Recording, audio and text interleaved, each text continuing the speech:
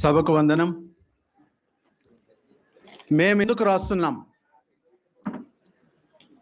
మొట్టమొదటిసారిగా ఎందుకు రాయాలని అనిపించిందంటే, చిన్నపిల్లలు పేషెంట్లు తినేటువంటి ఇడ్లీలు తెలుగు మాధ్యమాన్ని రద్దు చేసి బలవంతపు ఆంగ్ల మాధ్యమాన్ని ప్రవేశపెడితే అప్పుడు రాయాలనిపించింది. అలాగే నాకు స్వాతంత్రం వచ్చింది రాసేదానికని చెప్పేదానికోసం రాయాలనిపించింది. అందుకనే రాస్తున్నాను.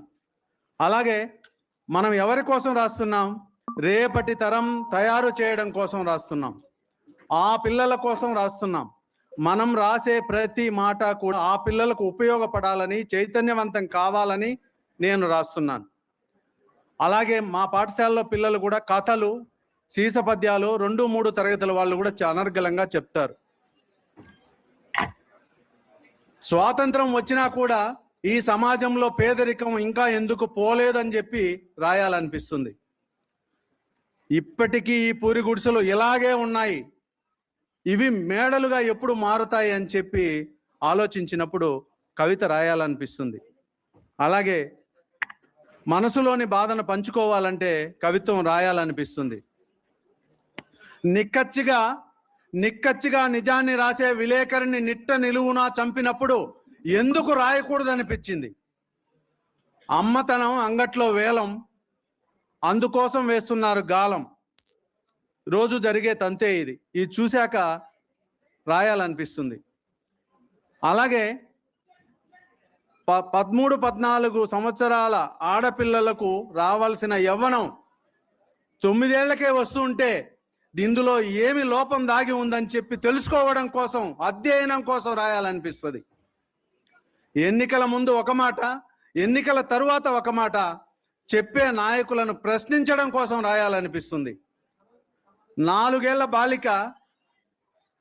ఏళ్ల బాలికను నలుగురి మధ్య నలిగిపోవడానికి కారణాలేంటో తెలుసుకోవడం కోసం రాయాలనిపిస్తుంది. అలాగే 30 రూపాయలు అమ్మాల్సినటువంటి మామిడి 3 రూపాయలకు అమ్ముకోలేని దుస్థితిలో ఉంటే ఈ రైతు కోసం రాయాలనిపిస్తుంది. పచ్చటి పొలాల్లో చిచ్చుపెట్టి అక్కడ సిమెంట్ కాంక్రీట్ వేస్తున్నటువంటి వ్యక్తులను చూస్తే రాయాలనిపిస్తుంది. ఇప్పటి వరకు రాసినటువంటివి 2500 పద్యాలు, 12 పుస్తకాలు, వాటిలో 5 శతకాలు, 5 వచన కవిత్వాలు, 1 అనువాద రచన. ఇది 2012లో సర్వశిక్ష అభియాన్ ఆంధ్రప్రదేశ్ వారు కోయంబత్తూరుకు పంపించి రాయించారు అనువాదం. దేనికోసం అంటే, నార్మల్ చైల్డ్ ఎక్కడైనా ఏ ప్లే గ్రౌండ్లోనైనా, వీధిలోనైనా, రోడ్డు పైన ఆడుకుంటాడు.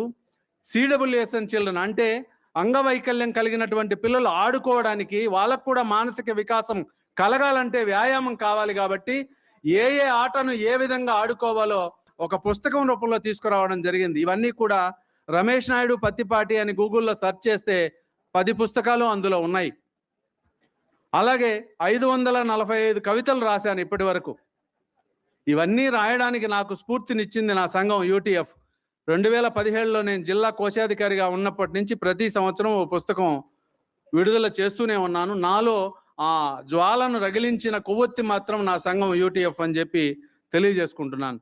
అలాగే తిరుపతి జిల్లాలో ప్రతి నెల 3వ ఆదివారాన్ని సాహిత్య సంగమం పేరుతో మేము తీసుకురాబోతున్నామని చెప్పి ఈ సందర్భంగా తెలియజేస్తూ సంతోషిస్తున్నాను. అలాగే ఇలాంటి సృజనకారుల సభ ఒకటి గ్రేటర్ రాయలసీమ పరిధిలో ఏర్పాటు చేస్తామని చెప్పి హామీ ఇస్తూ మీకు తెలియజేస్తున్నాను. చివరగా ఒకే ఒక్క సీసపద్యం నేను రాసింది తెలుగు భాష గురించి పాడి ఆలపించి నేను నిష్క్రమిస్తాను. తెలుగువాడై పుట్టి తెలుగు మాటాడని దేహమా దెయ్యమగునే, తెలుగు నేలను గాలి తృప్తిగా పీల్చుచు తెలుగు భాషను నీవు పలుకవేమి, తెలుగు తల్లికి పుట్టితేట తెలుగులోన మాట్లాడుటకు నీకు మౌనమేలా, తెలుగేమి చేసరా